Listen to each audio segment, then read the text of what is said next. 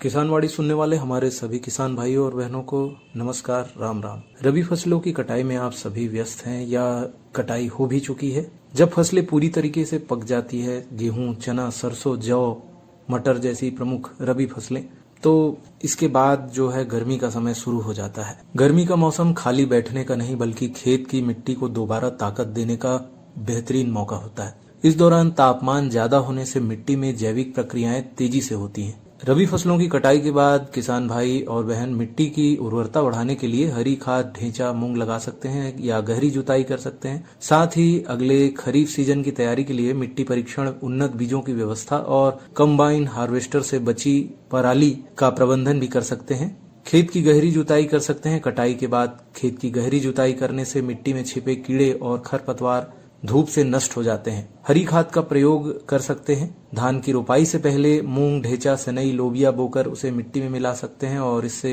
मिट्टी में नाइट्रोजन की मात्रा बढ़ जाती है।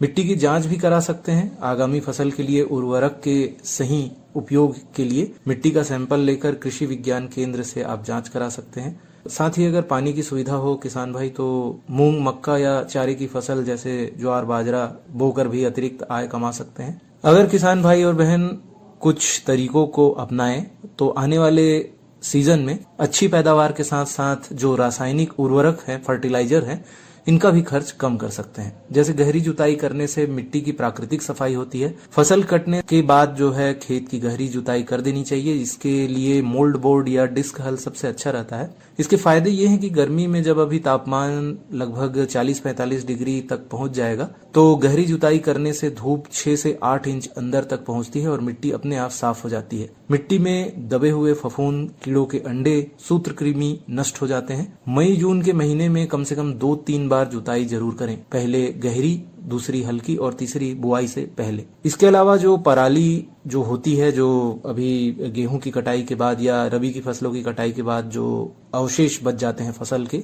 ये कचरा नहीं है, ये खाद है। धान की पराली, गेहूं की पराली जलाना मिट्टी के लिए बहुत ही ज्यादा नुकसानदायक है। इसे सही तरीके से इस्तेमाल करना चाहिए।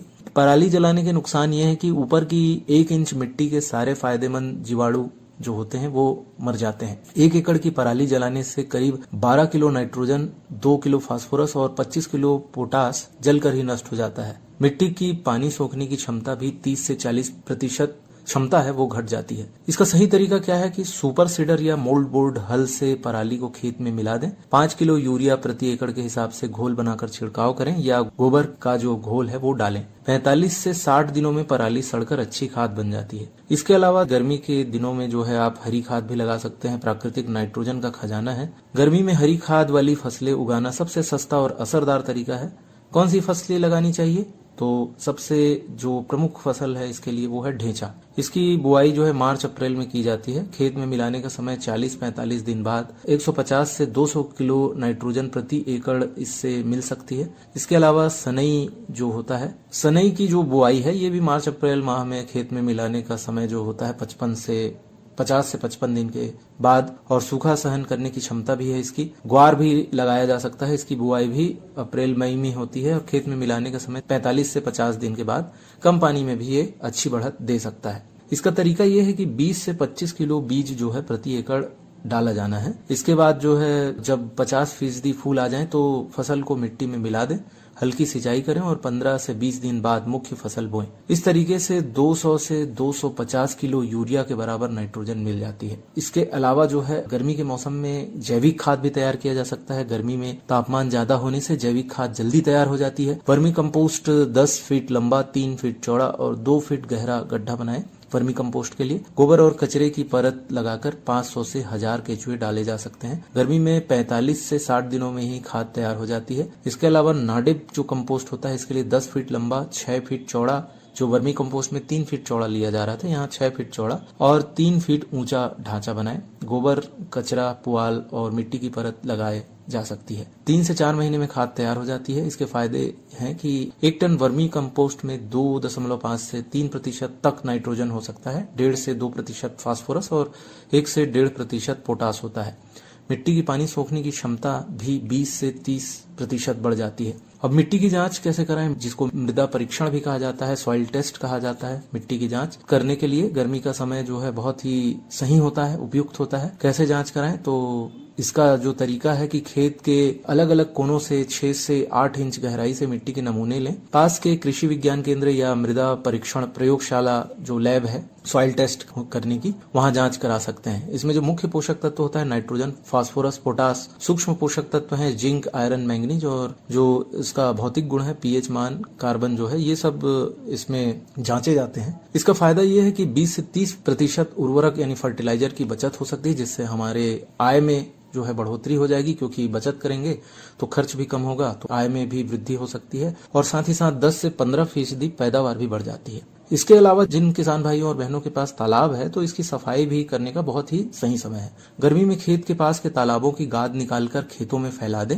ये जो है खेत की उर्वरक क्षमता को बढ़ाएगा। तालाब की गाद में 1 से 2% नाइट्रोजन, 0.5 से 1% फास्फोरस और 1 से 1.5% तक पोटास हो सकता है। केमिकल उर्वरक, रासायनिक जो उर्वरक है, इसकी जरूरत 25 से 30% तक कम हो सकती है। तालाब गहरा होने से गर्मी में पानी सूखता नहीं है। और इसके अलावा जो है सोलराइजेशन, जिसको धूप से कीट नियंत्रण कहा जाता है, ये भी गर्मी के दिनों में किया जा सकता है। यह आधुनिक तरीका सूरज की गर्मी से मिट्टी को कीट और रोग मुक्त करता है।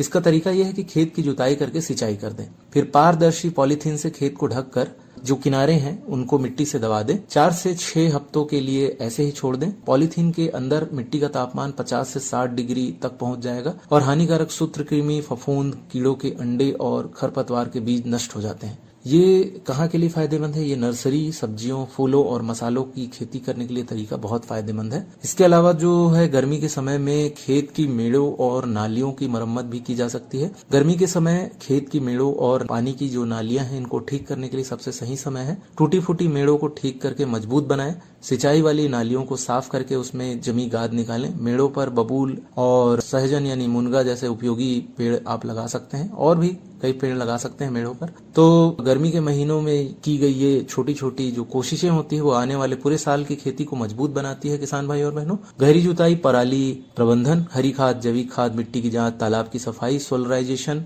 ये सभी मिलकर मिट्टी को सेहतमंद और उपजाऊ बनाते हैं। और कहा भी गया है कि स्वस्थ मिट्टी ही समृद्ध किसान की पहचान है। तो इन तरीकों को आप अपनाकर गर्मी का जो मौसम है उसका सदुपयोग कर सकते हैं। प्रधानमंत्री किसान मान धन योजना, मिलेगा पेंशन का सहारा, कृषक ना होगा बेसहारा, जुड़ेगा खुशियों से नाता, कटेगा सुख से बुढ़ापा, सुरक्षित होगा अन्नदाता, सुरक्षित होगा अन्नदाता। प्रधानमंत्री किसान मान धन योजना से लघु सीमांत किसानों का भविष्य होगा सुरक्षित और 60 वर्ष की आयु से 3,000 रूपए मासिक पेंशन होगी सुनिश्चित। 55 रूपए से 200 रूपए की मासिक किश्त देकर प्रवेश कर सकते हैं। 18 से 40 वर्ष तक के किसान इस अंशदायक योजना में सरकार देगी बराबर का योगदान। सभी किसान भाई बहन इस योजना के लाभ के लिए जन सेवा केंद्र में जाएं और अपना निःशुल्क नामांकन कराएं। प्रधानमंत्री किसान मान धन योजना, अन्नदाता के परिश्रम को संबल, पेंशन से सुरक्षित उनका कर। कृषि एवं किसान कल्याण मंत्रालय, भारत सरकार द्वारा जनहित में जारी। किसान भाइयों और बहनों, ये अत्यंत हर्ष और गर्व का विषय है कि 11 से 13 अप्रैल 2026 के दौरान मध्य प्रदेश के रायसेन स्थित दशहरा मैदान में कृषि महोत्सव, प्रदर्शनी और प्रशिक्षण कार्यक्रम का भव्य आयोजन किया जा रहा है। ये महोत्सव केवल एक आयोजन नहीं, बल्कि हमारे देश के लाखों करोड़ों अन्नदाताओं, किसानों के लिए ज्ञान और नवाचार का आदान प्रदान करने के लिए एक सशक्त मंच है, जहां परंपरागत खेती और आधुनिक तकनीक का समन्वय प्रत्यक्ष रूप से देखने का सौभाग्य प्राप्त होगा। आज के बदलते जलवायु में कृषि क्षेत्र में नवीन तकनीकों, वैज्ञानिक सोच और टिकाऊ खेती को अपनाना अत्यंत आवश्यक है। इस भव्य आयोजन में केंद्र एवं राज्य सरकार के विभिन्न विभागों, भारतीय कृषि अनुसंधान परिषद यानी कि ICAR और कृषि विश्वविद्यालयों के साथ साथ कृषि क्षेत्र से जुड़ी निजी कंपनियों तथा 50 से अधिक किसान उत्पादक संगठनों FPOs की सक्रिय भागीदारी सुनिश्चित की गई है। साथ ही इस आयोजन में बैंक और MSME की भी सहभागिता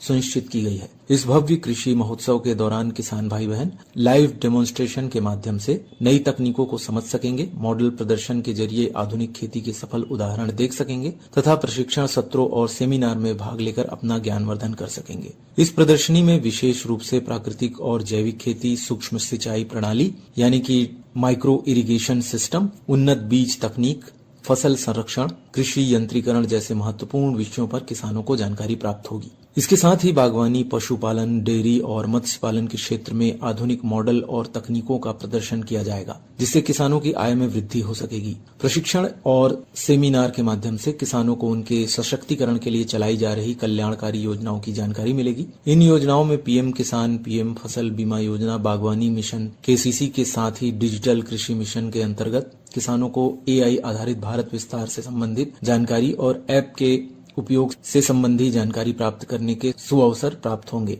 हमारे किसान भाई बहनों के सुरक्षा और समृद्धि के लिए सरकार प्रतिबद्ध है। इसी दिशा में प्रधानमंत्री फसल बीमा योजना के अंतर्गत जागरूकता अभियान, प्रशिक्षण कार्यक्रम और सहायता सेवाएं इस महोत्सव में किसानों के लिए उपलब्ध रहेंगी। यहाँ स्थापित किए जाने वाले परामर्श केंद्रों में प्रशिक्षण सत्रों के माध्यम से किसान विशेषज्ञों से सीधे संवाद कर सकेंगे और अपनी समस्याओं का समाधान प्राप्त कर सकेंगे। इस महोत्सव में किसान उत्पादक संगठनों द्वारा अनाज, मिलेट्स, दालें, मसाले, जैविक उत्पाद, शहद, तेल, गुड़ और अन्य मूल्य वर्धित उत्पादों का प्रदर्शन किया जाएगा, जो किसानों के लिए बाजार से जुड़ने का एक उत्कृष्ट अवसर प्रदान करेगा। खेती में लागत कम हो, उत्पादकता बढ़े और किसानों की आय में वृद्धि हो, इस पर जानकारी देने का पूरा प्रयास किया गया है। किसानों को प्रमाणित और गुणवत्ता युक्त बीज, खाद और साथ ही साथ कीटनाशकों की जानकारी प्राप्त करने के लिए ये कृषि महोत्सव बहुत उपयोगी सिद्ध होगा। ये आयोजन किसानों को आत्मनिर्भर और आधुनिक कृषि की दिशा में आगे बढ़ने के लिए प्रेरित भी करेगा। इस कृषि मेले में विभिन्न प्रदेशों के प्रगतिशील किसान सहभागिता करेंगे, जिसमें ये किसान अपने अनुभव को साझा करेंगे। इससे विदिशा संसदीय क्षेत्र और आसपास के सभी जिले के किसानों को कृषि में नवाचार सीखने का मौका मिलेगा। इस कृषि महोत्सव से किसानों के लिए नई संभावनाओं के द्वार खुलेंगे और उनके जीवन में सकारात्मक परिवर्तन हो सकेंगे। सभी किसान भाई बहनों, युवाओं और कृषि से जुड़े सभी हितधारकों से आग्रह है कि 11 से 13 अप्रैल 2026 के दौरान रायसेन में होने वाले कृषि महोत्सव प्रदर्शनी और प्रशिक्षण कार्यक्रम में अधिक से अधिक संख्या में भाग लें और इसका भरपूर लाभ उठाएं। इस भव्य कृषि महोत्सव का रायसेन तथा नजदीकी जिलों के किसानों को विशेष लाभ होगा। हम सब मिलकर समृद्ध किसान, सशक्त भारत के संकल्प को साकार करें और कृषि को नई ऊंचाइयों तक ले जाएं।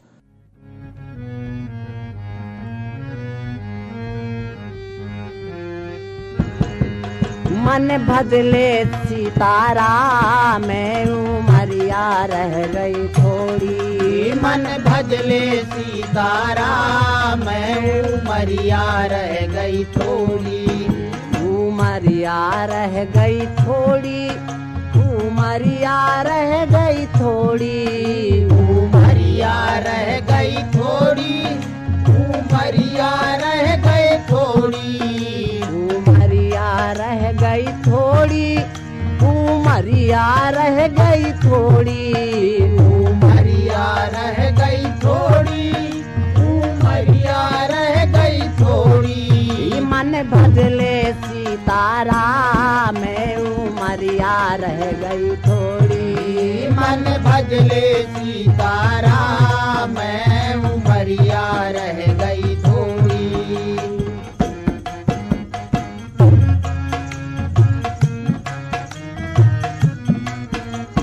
ब्रह्मलोक को जइयो, श्री ब्रह्मा जी से कहियो।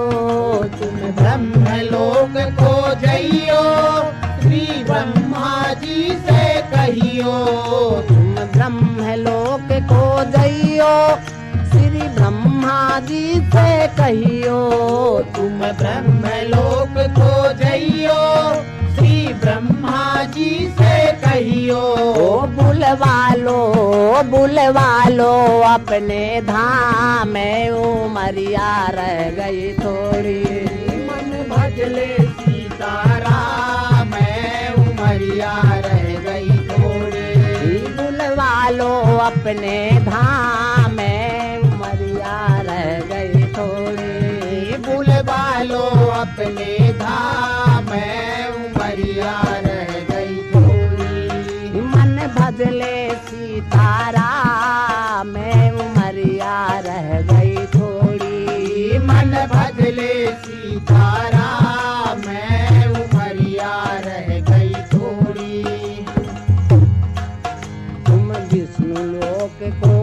जइयो, श्री कमलापति से कहियो, तुम विष्णु लोक को जइयो, श्री कमलापति से कहियो, तुम विष्णु लोक को जइयो, श्री कमलापति से कहियो, तुम विष्णु लोक को जइयो, श्री कमलापति से कहियो, श्री कमलापति से कहियो, श्री कमलापति से कहियो, श्री कमलापति से कहियो, श्री कमलापति से कहियो, बुलवा लो अपने धाम में, उमरिया रह गई थोड़ी, बुलवा लो अपने धाम में, उमरिया रह गई थोड़ी।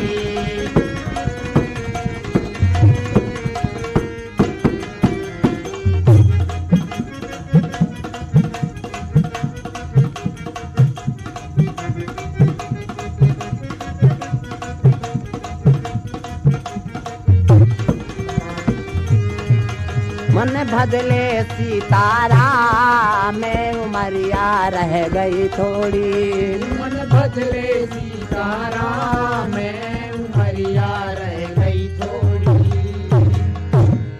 किसान भाई और बहनों, बात करते हैं मौसम के पूर्वानुमान की। तो पश्चिमी विक्षोभ मध्य स्तरीय उपोष्ण कटिबंधीय पश्चिमी हवाओं में एक ट्रफ के रूप में सक्रिय है। उपोष्ण कटिबंधीय पश्चिमी जेट स्ट्रीम, जिसमें कोर पवन की गति लगभग 120 नॉट है और 12.6 किलोमीटर औसत समुद्र तल से ऊपर उत्तर पश्चिम भारत में प्रवाहित हो रही है। एक नया कमजोर पश्चिमी विक्षोभ 15 अप्रैल 2026 से पश्चिमी हिमालय क्षेत्र को प्रभावित करने की संभावना है। कुछ आवश्यक सलाह इस प्रकार है कि गेहूं की फसल में दाना भरने की अवस्था के दौरान समय पर सिंचाई करके मिट्टी में पर्याप्त नमी बनाए रखें। फसलों की नियमित निगरानी करें। कीट और रोग दिखाई देने पर आवश्यक नियंत्रण उपाय अपनाएं। पक चुकी सरसों और प्रारंभिक रबी फसलों की समय पर कटाई करें, जिससे दाने झड़ने से होने वाले नुकसान से बचा जा सके। जहां सिंचाई की सुविधा उपलब्ध हो और जहां ग्रीष्मकालीन फसलें जैसे मूंग और उड़द की बुआई हो तो उसे जारी रखें। टमाटर, मिर्च और बैगन जैसे सब्जियों में नियमित सिंचाई और पोषक तत्व प्रबंधन सुनिश्चित करें। रस चूसने वाले कीटों और फल छेदक कीटों की निगरानी करें और अनुशंसित पौध संरक्षण उपाय अपनाकर इनका नियंत्रण करें। बागों में फूल आने और प्रारंभिक फल बनने की अवस्था में पाउडरी मिल्ड्यू, हॉपर और अन्य कीटों की निगरानी करें। स्वस्थ फल विकास के लिए उचित सिंचाई और पोषक प्रबंधन बनाए रखें। आने वाले 5 दिनों में अधिकतम तापमान में 3 से 5 डिग्री सेल्सियस की क्रमिक वृद्धि होने की संभावना है। दिन भर पर्याप्त मात्रा में पानी पिएं, शरीर को हाइड्रेट रखें। दोपहर के समय बढ़ते तापमान के कारण लोगों को लंबे समय तक सीधे धूप में रहने से बचने की सलाह दी जाती है। हल्के वजन के, हल्के रंग के ढीले सूती कपड़े पहने। सिर को कपड़े, टोपी या छाते से ढके। बच्चे और बुजुर्गों का विशेष ख्याल रखें। साथ ही जिनको स्वास्थ्य से संबंधित समस्याएं हैं, इनका भी विशेष ध्यान रखें। भारत मौसम विज्ञान विभाग IMD और स्थानीय अधिकारियों जैसे आधिकारिक स्रोतों से मौसम के पूर्वानुमान और अलर्ट पर नजर रखें। मौसम का पूर्वानुमान का ध्यान रखने से किसान भाई और बहन खेत तैयार कर सकते हैं, बीजों की व्यवस्था कर सकते हैं। साथ ही जो उर्वरक है, फर्टिलाइजर है या नत्रजन है, इसका छिड़काव किस समय करना है, फसल में निराई गुड़ाई कब करना है, इन सब की भी व्यवस्था कर सकते हैं। साथ ही फसल के पकने की स्थिति में तापमान और वर्षा के अनुरूप कटाई करके सही और सुरक्षित स्थान पर रखने के निर्णय भी ले सकते हैं। तो ये मौसम पूर्वानुमान बहुत ही आवश्यक है। इसीलिए मौसम आधारित कृषि कार्य जो है ये भी बहुत ही आवश्यक है और आज विशेषज्ञ महोदय इसी विषय पर चर्चा कर रहे हैं। तो ये जानकारी सुनते हैं। मौसम आधारित कृषि कार्य कैसे करें। किसान भाइयों नमस्कार। कार्यक्रम किसान वाणी में आज हम बात करेंगे मौसम की और इसके लिए हमने अपने स्टूडियो में आमंत्रित किया है गुरप्रीत सिंह गांधी, जो मौसम वैज्ञानिक हैं कृषि विज्ञान केंद्र शहडोल में। गुरप्रीत जी, आपका हमारे स्टूडियो में बहुत बहुत स्वागत है। धन्यवाद। सबसे पहले गुरप्रीत जी, हम जानना चाहेंगे, ये बात कर रहे हैं कि मौसम आधारित कृषि कार्य, तो इसमें अभी एक जो हमारी फसल रबी की फसल कटाई हो रही है तो उसके तैयार करने का काम भी चल रहा है। तो इसको तैयार करने में क्या सावधानी रखनी चाहिए हमारे किसान भाइयों को? सावधानी की बात अगर करें तो जो है हमारा जो मुख्य उपकरण है वो है थ्रेसर। जब हम थ्रेसर से गहाई करते हैं किसी भी फसल की तो उसमें सबसे महत्वपूर्ण बात ये ध्यान रखने वाली है कि जो व्यक्ति जो है थ्रेसर में अनाज डाल रहा है तो वो बिल्कुल भी हल्के कपड़े ना पहने, मतलब एकदम उसको चुस्त कपड़े पहनने चाहिए, मतलब ढीले ढाले कपड़े ना पहने। ये सावधानी बहुत आवश्यक है। थ्रेसर पर काम करते समय पूरी तरह से अलर्ट रहें। हाँ, और सावधानी ये रखें कि जिस स्थान पे वो मनुष्य थ्रेसर में काम करने वाला जो व्यक्ति है वो खड़ा है वो बिल्कुल मजबूत होनी चाहिए वो जगह। जी।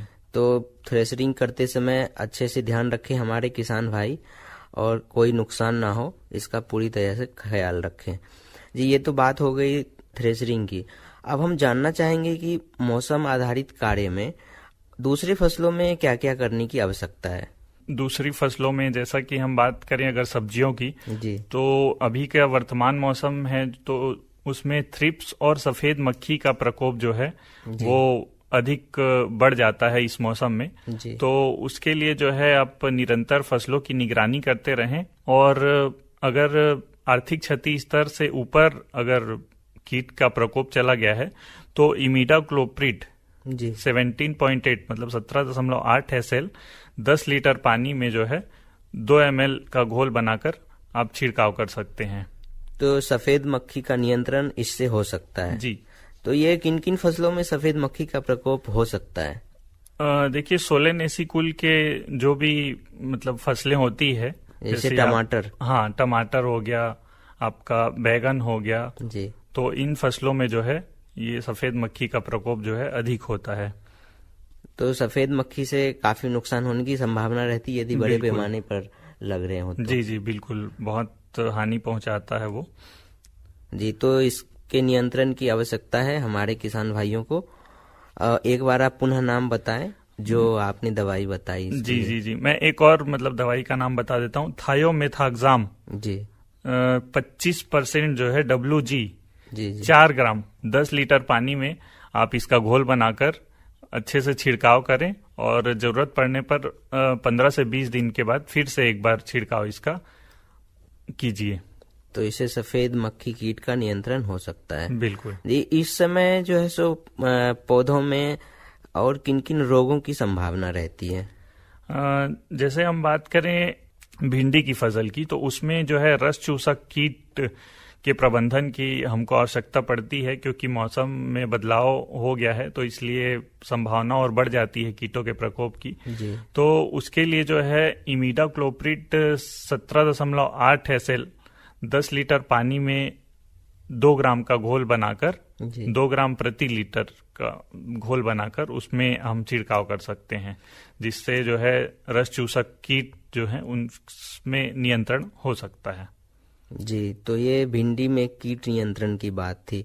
अब हम जानना चाहेंगे कि हमारे किसान भाइयों के लिए यदि उन्हें मौसम का अनुमान की जानकारी उनके मोबाइल फोन या फिर एंड्रॉयड प्लेटफॉर्म पर हो जाए तो हमारे किसान भाइयों के लिए अच्छा रहेगा। वैसे आकाशवाणी और हमारे कृषि विज्ञान केंद्र से समय समय पर किसान भाइयों के हित में सलाह दी जाती रही है, लेकिन आप और कोई भी ऐसी व्यवस्था बताएंगे जो हमारे किसान भाई सीधे मौसम की जानकारी ले सके?